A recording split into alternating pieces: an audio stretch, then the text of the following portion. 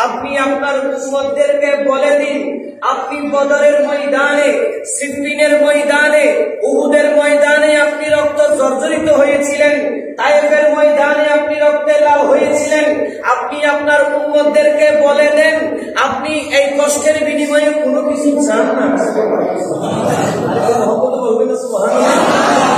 আমার নবীকে বললেন, ওগো আমার বন্ধু, শুধু আপনি একটা কথাই বলবেন, ইল্লাল মুওয়াদ্দা, আপনার উম্মতের কাছ থেকে, অর্থাৎ আমার বান্দার কাছ থেকে আপনার কষ্টের বিনিময়ে শুধুমাত্র একটা জিনিস চান, সেটা হলো ইল্লাল মুওয়াদ্দা।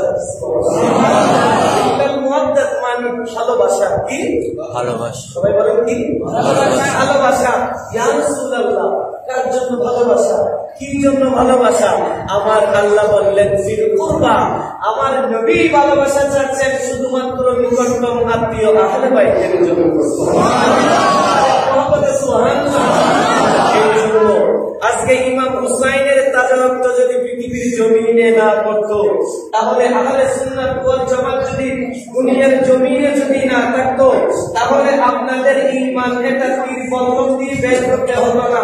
এখন বর্তমান যুগে যারা এজিদিরা বের হয়েছেন, কতগুলো বক্তা বের হয়েছেন মিডিয়ার মধ্যে এসে বলে ইমাম হুসাইনের সাথে কারবালার সাথে কোনো সম্পর্ক নাই। নাউজুবিল্লাহ বলেন না।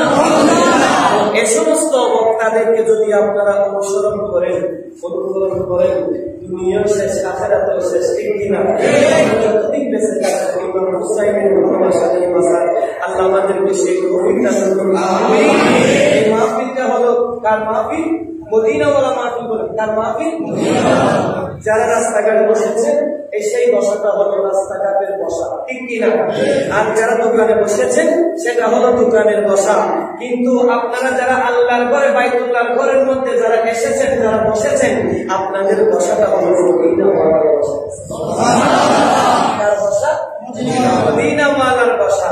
কারণ আমাদের আকীদা, আমাদের ঈমান বলে আমরা যে এখানে মাহফিলের মধ্যে আমার নবীর নাম উচ্চারণ করতেছি, সাহাবায়ে কেরামের নাম উচ্চারণ করতেছি, আমার নবী নুরুন নবীর কান মুবারকে সরাসরি শুনতেছেন। সুবহানাল্লাহ। আছে মনে হয় অনেকে বিশ্বাস নেই। আল্লাহ আমাদেরকে বিশ্বাস রাখার সেই তৌফিক দান করুন।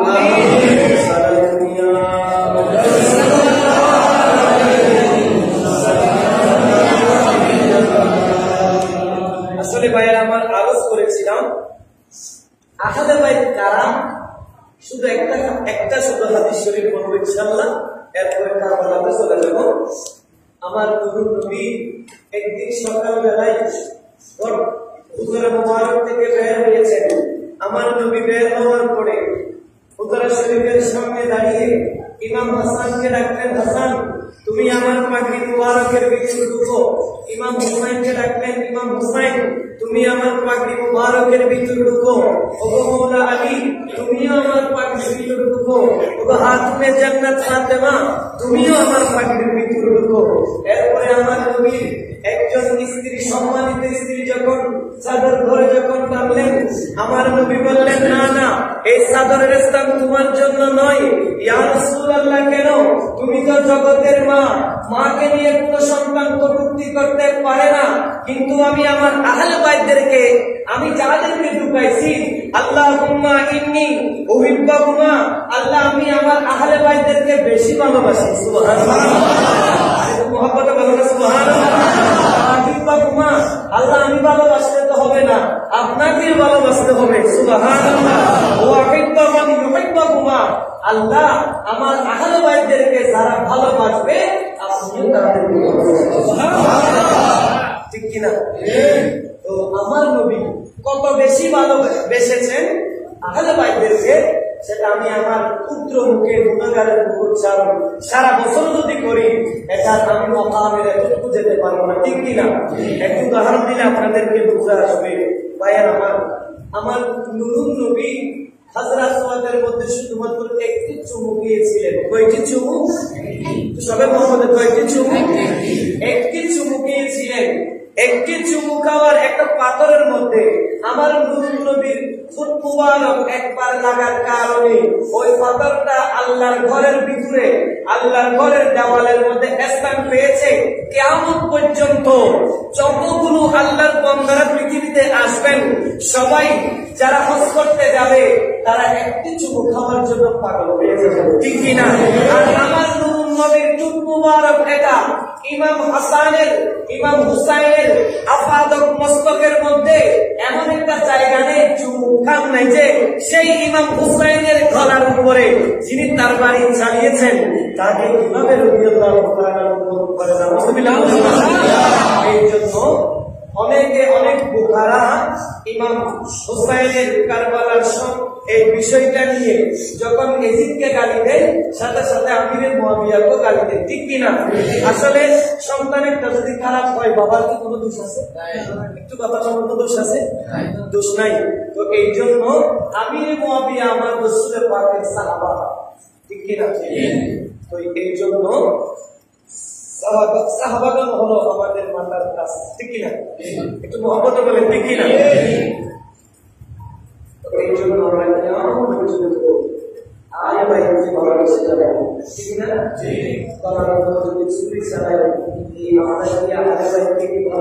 ছেড়ে দেবো কথা বলেন, ছেড়ে দেবো না।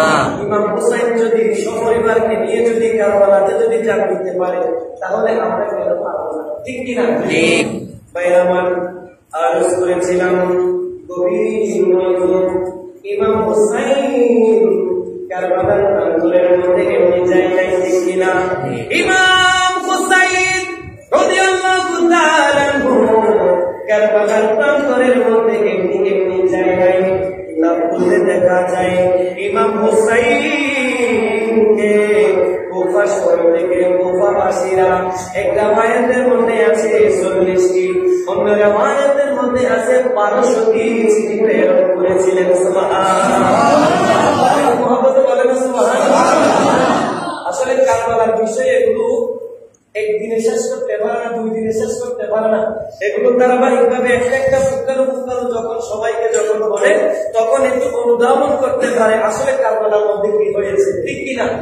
আল্লাহ পাক আমাদেরকে বুঝার তৌফিক দান করুন, আমিন। আমি আগে কারবালাতে যাওয়ার আগে কারবালার একটি মর্মান্তিক ছোট্ট একটা ওয়াকিয়া বলে ইনশাআল্লাহ আমি আমার কারবালার মধ্যে আমি চলে যাবো। যদি আপনারা আমার জন্য দোয়া করেন, আমার নবী করিম যদি আমার জন্য যদি কোনো জায়গা জবাব দিয়ে থাকে, ঠিক কিনা? সালাতু ইয়া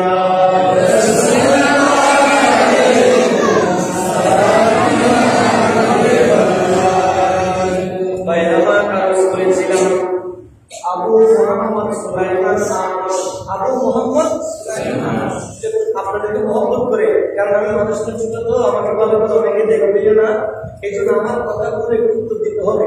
আবু মুহাম্মদ সুলাইমান আহমদ আত-তাবি আল-কুফি, তাবি বলা হয় যারা আমার নবীকে দেখেছেন ওদেরকে সাহাবী বলা হয়, যারা সাহাবীকে দেখেছেন তাদেরকে তাবি বলা হয়। সুবহানাল্লাহ।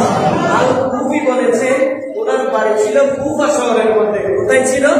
কুফা শহরের মধ্যে। এই জন্য ওনাকে কুফি বলেছেন। এই জন্য আমার আবু মুহাম্মদ একটু গভীর মনোযোগ আপনি শুনবেন, কথাগুলো বেশিক্ষণ আপনাদের কষ্ট দেবে না। আবু মুহাম্মদ সুলাইমান আহমদ আত-তাবি আল-কুফি, তিনি যখন আল্লাহর ঘরের মধ্যে যখন হজ করার জন্য গেলেন, হজ করার জন্য যখন আল্লাহর ঘরের মধ্যে গেলেন, আল্লাহর ঘরের মধ্যে সর্বপ্রথম কাজ হলো আল্লাহর ঘর তাওয়াফ করা, ঠিক কিনা? কথা বলে ঠিক কিনা? আল্লাহর ঘরের মধ্যে যখন তাওয়াফ করতেছেন, একটা তাওয়াফ করার একটা চক্কর দেওয়ার পরে একজন ব্যক্তিকে দেখা যাচ্ছে, ওই ব্যক্তিটা আল্লাহর দরবারে হাত তুলে বলতেছে, ও আমার বাড়ি তাআলা, আপনি আমি গুনাহগারকে ক্ষমা করে দাও।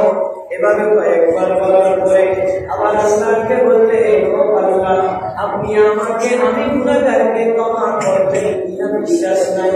সুবহানাল্লাহ বলেন।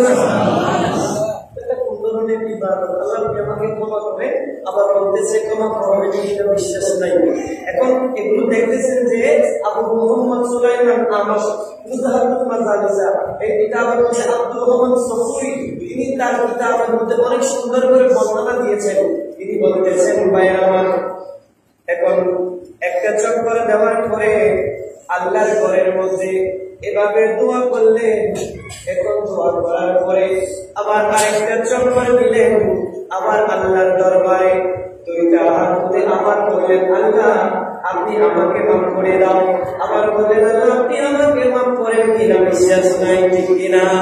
এভাবে এক চক্কর, দুই চক্কর, তিন চক্কর, এভাবে দিতে দিতে 7 চক্করের শেষের মাথায় আবু মোহাম্মদ সুলাইমান আমাশ বললেন আল্লাহ আমি তো হজ করার জন্য এসেছি, আমার অন্তরের ভিতরে কি হয় এগুলোর খবর আপনি ভালোভাবে জানেন। সুবহানাল্লাহ। আল্লাহ জানে কি জানে না? জানে। আল্লাহ অন্তরের খবর জানে না? জানে। এই জন্য সুলাইমান আমাশ বললেন আল্লাহ হজ কবুল হলে হবে, না হলে হবে না, এটার জন্য আমার কোনো টেনশন নাই, কিন্তু আপনার একজন বান্দা আল্লাহর ঘরের পাশে এসে তিনি দোয়া করতেছেন, ও ফারিস্তারা আপনি আমার দোয়া কবুল করবেন কিনা বিশ্বাস নাই। ও আল্লাহ আপনি তো কোরআনের মধ্যে বলেছেন, আমার নবী হাদিসের মধ্যে এলান করেছেন আল্লাহর ঘরের মধ্যে যারা যাবে ইয়া আইয়ুহাল্লাযীনা আমানু তুবু ইলাল্লাহি তাওবাতান নাসুহা, আল্লাহর ঘরে গিয়ে যারা তওবা করে আল্লাহ বললেন আমি এমন খুশি হয়ে যাই, কেমন খুশি, একজন মানুষের একটা মূল্যবান জিনিস হারিয়ে যাওয়ার পরে এটা যখন 1 মাস পরে পেয়ে যায়, ওই মানুষটা যেভাবে খুশি হয় তার চেয়ে হাজার হাজার গুণ আমি আল্লাহ খুশি হয়। আমার গুনাহগার বান্দা যখন তওবা করে দোয়া করে সুবহানাল্লাহ, আরে মুহাম্মদ বলি না সুবহানাল্লাহ। এরপরে আল্লাহকে বলেন ও আল্লাহ, কারণ আপনার ঘরের মধ্যে এসে আপনার বান্দা আপনাকে বলে ও আল্লাহ আপনি আমাকে ক্ষমা করে দাও, আবার বলে আপনি ক্ষমা করবেন কিনা বিশ্বাস নাই। আল্লাহ আমি তো আমার ইবাদত কতটুকু হয়েছে আমি জানি না, আমার বুকের ভিতর থেকে শব্দ বের হচ্ছে না, ওই মানুষটা কি করে আমি তাকে অনুসরণ করার জন্য, অবলোকন করার জন্য আমি তার পেছনে পেছনে আছি। সুবহানাল্লাহ। এরপরে যখন তার তাওয়াফ শেষ হলো এবং শেষ হওয়ার পরে মাকাম ইব্রাহিমের কাছে গিয়ে 2 রাকাত নামাজ পড়লে, নামাজ শেষ করার পরে ওই ব্যক্তি একা আবার জমজমের পানি খাওয়ার জন্য জমজমের কাছে যখন গেলেন, জমজমের পানি পান করলেন, কিন্তু আবু মোহাম্মদ সুলাইমান আমাশ এই দিক না দেখে ওই মানুষটাকে ফলো করতেছে, অনুসরণ করতেছে। এরপরে পায়রামান আরজ করেছিলাম আবু মোহাম্মদ সুলাইমান আমাশ ওই মানুষটা যখন একটু সময় পেয়েছে, একটু রেস্ট পেয়েছে, একটু যখন বসেছেন, সুলাইমান আমাশ তার কাছে গিয়ে বললেন ভাই আমি তো আপনাকে অনুসরণ করতেছি, আমি কি আপনার সাথে 2টি কথা বলতে পারি? অবশ্যই পারি, সমস্যা নাই, ঠিক কিনা? সবাই বলে ঠিক কিনা?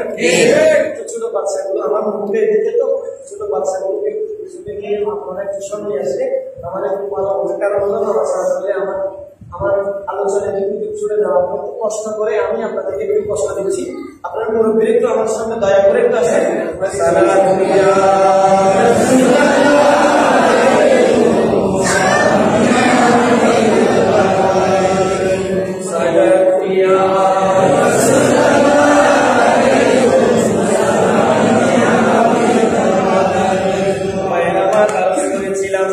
এরপরে সুলাইমান আমাশকে বললেন আপনি আমার সাথে কথা বলতে পারেন। দুইজনের সাথে যখন কথোপকথন যখন হয়, একজনের কাছ থেকে আরেকজনের পরিচয় নেই, ঠিক কিনা? কথা বলে ঠিক কিনা? এরপরে সুলাইমান আমাশ বললেন ও আমার ভাই আপনার বাড়ি কোথায়? তিনি বললেন আমার বাড়ি হলো কুফা শহরে। বাড়ি কোথায়? কুফা শহরে। এখন সুলাইমান আমাশকে বললেন ভাই আপনার নাম কি? তখন তিনি বললেন আমার নাম আবু মোহাম্মদ সুলাইমান আমাশ আত-তাবি আল-কুফি। সুবহানাল্লাহ। ও সুলাইমান আমাশ আপনার পরিচয়ের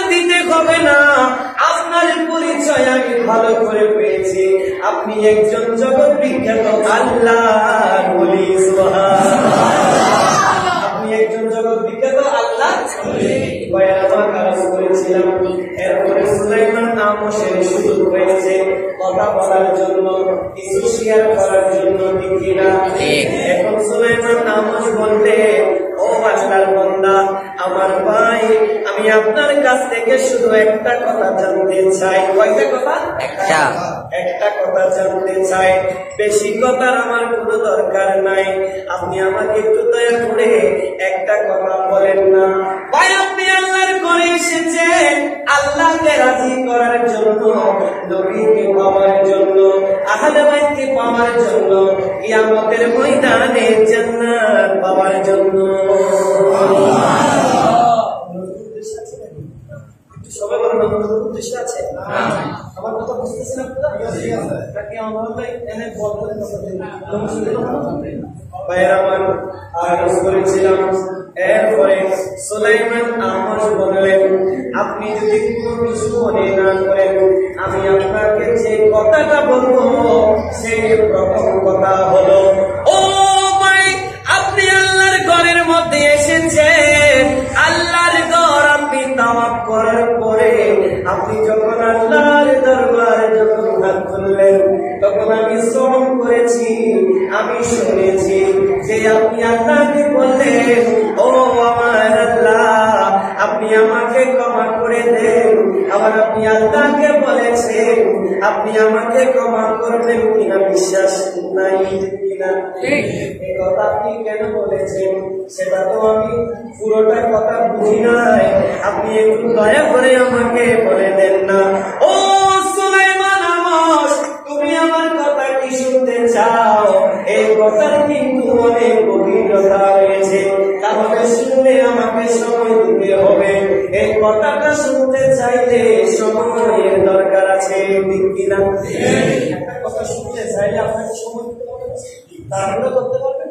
তাড়াহুড়ো করলে কি বিষয়টাকে আপনি অনুভব করতে পারবেন, বুঝতে পারবেন? এখন ভাইয়ের আমার আরজ করেছিলাম। এরপরে সুলাইমান আমসকে বললেন, ও সুলাইমান আমস, তাহলে তুমি শোনো, 120 হিজরির মধ্যে কারবালার প্রান্তরের মধ্যে যে একটা বিরল ঘটনা হয়েছিল, পৃথিবীর জমিনে এমন ঘটনা আর হয় নাই, ঠিক কিনা? এমন ঘটনা আরেকটি হয়েছিল, সেটা হলো আসহাবে কাহফের ঘটনা, ঠিক কিনা? ওই ঘটনার সাথে এই ঘটনা কখনো মিলা যায় না, ঠিক কিনা? এখন ইমাম হুসাইনকে শাহাদাত বরণ করার পরে ইমাম হুসাইনের শরীর মুবারক থেকে যখন সেল মুবারককে যখন আলাদা করেছিলেন, আলাদা করার পরে গুলি ভেঙে নাম কি? এসার নাম কি? গুলি ভেঙে। এই গুলি ভেঙে এই সেল মুবারকটা এজিদের ঘরের মধ্যে যখন নিয়ে এসেছেন, এজিদ ইমাম হুসাইনের সেল মুবারক এটা ঘরের মধ্যে রেখেছেন। রাখার পরে ওই এজিদ দুরাচার গুনাহগার নাফাকি, ওই এজিদ এক হাতের মধ্যে একটা লাঠি ছিল, ওই লাঠি দিয়ে যখন ইমাম হুসাইনের মুবারকের মধ্যে দুটি নাড়াচাড়া করে, ওই সময় আমার নবীর প্রবীণ সাহাবা যায়েদ ইবনে বাইরামার আরজ করেছিলাম, সেখানে যায়েদ ইবনে কায়েম আরকামা ছিলেন। যায়েদ ইবনে আরকামা তিনি সেখানে প্রেজেন্ট ছিলেন, উপস্থিত ছিলেন। তখন আরকামা বলতেছেন, ও ইবনে যায়েদ, তুমি যে লাঠি দিয়ে যেখানে কুটাকুটি করতেছো, খুদার কসম এখানে আমি নিজের চোখে দেখেছি আমার নূর নবী দৈনিক 100 বারের উপরে চুমু খেতে।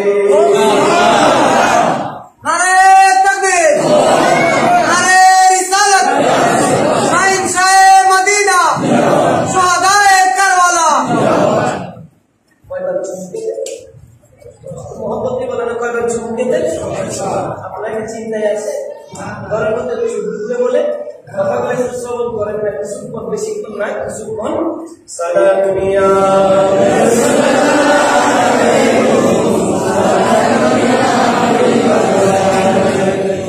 এরপরে মায়ের আমার সাইয়েদ ইবনে আরকামা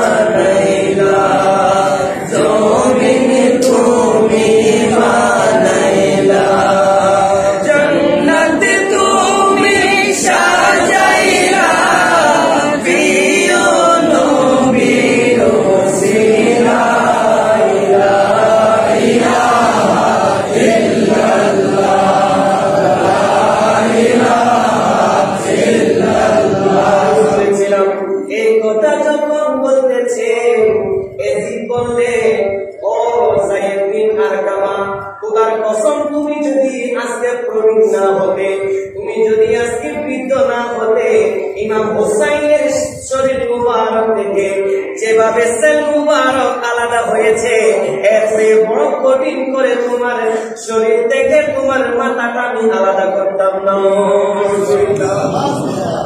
সবসময় একটা কথা অন্তরের মধ্যে রাখবেন, যার ভিতরে নূর প্রবেশ করেছে কিন্তু দুনিয়াতে আর কোনো কিছু তার ভালো লাগবে না, ঠিক কিনা?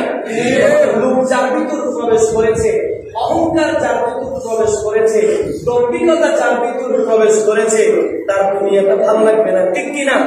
কারণ এদিন তো লুবি, ঠিক কিনা? এদিন যদি না ফাঁকি, ঠিক না?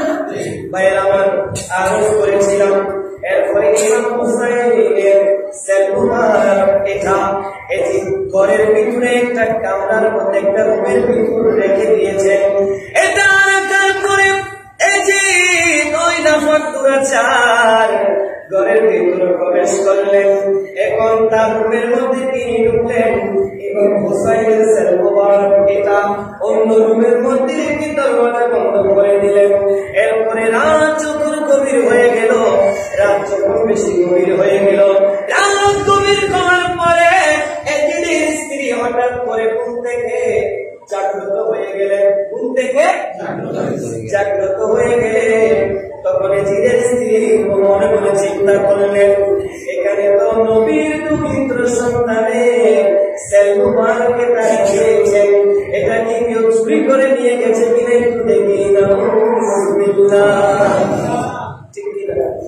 এখন এজিদের স্ত্রী যখন দরওয়াজা খুললেন, দরওয়াজা খোলার পরে তিনি তার চোখ দিয়ে দেখতেছেন ইমাম হুসাইনের সেল মুবারক থেকে একটা নূর বের হয়ে আসমান পর্যন্ত পৌঁছে গেছে।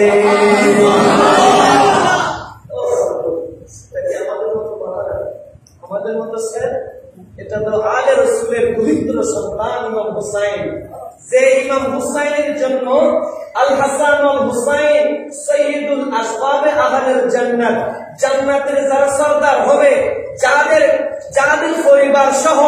কারণ আমার আল্লাহ বললেন, ইন্নামা ইউরিদুল্লাহ লিইউযহিবা আনকুমুর রিজসা। আমার আল্লাহ বললেন রিজিস, রিজিস শব্দের অর্থ হলো নাপাকি। এই শব্দের অর্থ কি? নাপাকি। আমি আমার আহলে বাইতের শরীর মুবারক থেকে নাপাকি দূর করে ওই হিরকুনতাতে হীরা আমি পবিত্র বানিয়ে দিলাম কিয়ামত পর্যন্ত। সুবহানাল্লাহ। আমাদের তো নাপাক থাকতে পারে শরীরের ভিতরে, ঠিক কিনা? কারণ আমরা তো দোষে গুণে, ঠিক না? আমি কেউ এখানে বসলে আমরা কি কেউ বলতে পারবো যে আমার কোনো গুণা নাই, যে আমি একেবারে পবিত্র? কেউ বলতে পারবো? তারা মুখ খুলে বলতে পারবে তারা হলো পবিত্র। সুবহানাল্লাহ। আল্লাহ আমাদেরকে বুঝার তৌফিক দান করুন। আমিন। সারা দুনিয়া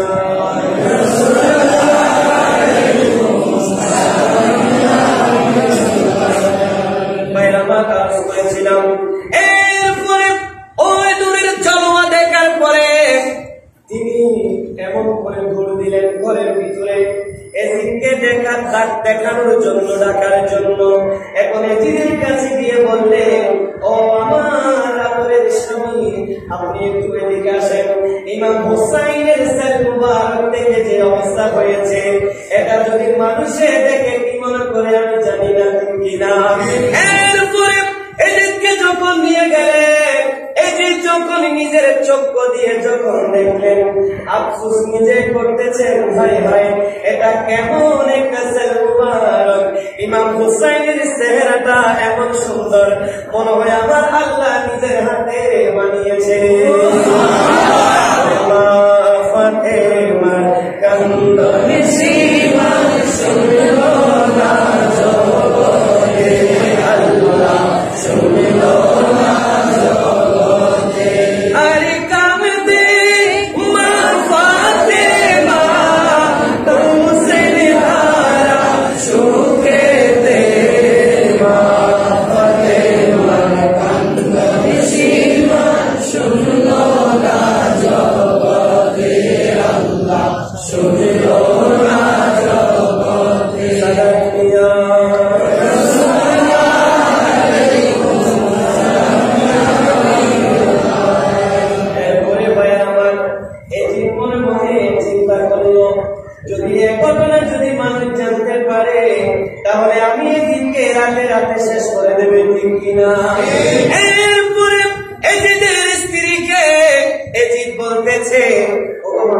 স্ত্রী, এই কথা তুমি বলা বলি করিও না, এই কথা মানুষ যেন শুনতে না পায়, তুমি এই কথা উচ্চারণ করিও না।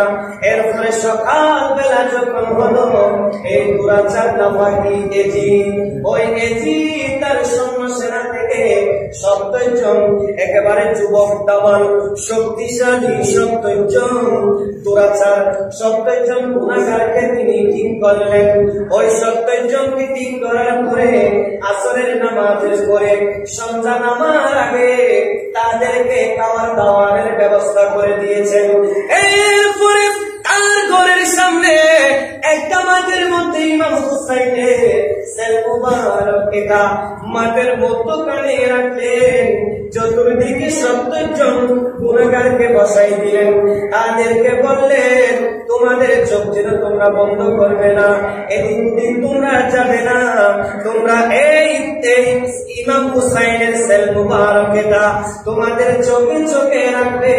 যদি ইমাম হুসাইনের সেল মুবারক এখান থেকে যদি নড়াচড়া করে, তাহলে তোমাদের সব গোষ্ঠীর বদলা নিয়ে নেব। নাউজুবিল্লাহ। এরপরে ভাইয়ের আমার আরজ করেছিলাম, ইমাম হুসাইনের সেল মুবারক এটা রাখার পরে এখন যারা 70 জন রয়েছে, তারা 1 ঘন্টা 2 ঘন্টা যেতে যেতে মাগরিব শেষ হলো, এশা শেষ হলো, রাতের 10টা শেষ হলো, 12টা শেষ হলো। যখন একটা বেজে উঠলো, 70 জনের মধ্যে 69 জন ভাড়া, 69 জন গুনাহগার, 69 জন দুরাচার, ওই নাফাকিরা মুফিরা ঘুমের মধ্যে পড়ে গেল। কিন্তু একজন মাত্র গুনাহগার হঠাৎ করে ঘুম ভেঙে গেল। তিনি যখন চোখ খুলে যখন ইমাম হুসাইনের সেল মুবারকের দিকে যখন তাকাইলেন, হঠাৎ করে আসমান থেকে যেভাবে বিমান আসে, সেভাবে একটা বিমান নেমেছেন। ওই বিমান থেকে একজন বৃদ্ধ মানুষ নামলেন, যার চেহারা টকবক করতেছে নূরের কারণে। ওই মানুষটা নামার পরে এখন তিনি বিমান থেকে কতগুলো কেদারা সিয়ার আসন নামাইলেন। এরপরে সেখান থেকে একটা সফ নামাইলেন। এই সফেটা ইমাম হুসাইনের সেল মুবারকের চতুর্পাশে বিছাই দিলেন। সিয়ারগুলো চতুর্দিকে সারিবদ্ধভাবে লাইন করে দিলেন। ওই ব্যক্তি যিনি এসেছেন, তিনি একটা চেয়ারের মধ্যে বসেছেন। তিনি বলেন, আমাদের বাবা আদম আলাইহিস সালাম। আপনাদের আওয়াজ হচ্ছে না? সবাই বলবেন, তিনি কে? আদম আলাইহিস সালাম। এখন বাইরে আমার কাজ করেছিলাম, 1 মিনিট যেতে না যেতে আরেকটা বিমান আসলো। ওই বিমান থেকে একজন ব্যক্তি এভাবে নেমে একটা আসন দখল করলেন। তিনি হলেন হযরত ইব্রাহিম আলাইহিস সালাম। এরপরে মায়ের আমার উনি কেমন আহলে বাইত জানেননি, কারণ একদিন আমার নবী নামাজের মধ্যে ছিলেন, এশারের নামাজ। কারণ আমার নবী যখন মসজিদে নববীর মধ্যে যখন নামাজ পড়ানোর জন্য যখন যেতেন, মানুষ যখন বেশি হয়ে যায়, তখন আমার নবী নামাজকে শর্টকাট করতেন, ছোট করতেন। হঠাৎ করে নামাজের মধ্যে যখন সিজদাতে পড়ে গেলেন আমার মায়ার নবী, হঠাৎ করে ইমাম হুসাইন হঠাৎ করে দৌড়ে গিয়ে আমার নবীর গর্দান মুবারকের উপর বসে গেলেন। সুবহানাল্লাহ। আমার নবী সিজদার মধ্যে সুবহান রাব্বিয়াল আলা বলতেছেন, ঠিক কিনা? নামাজের মধ্যে এটা থেকে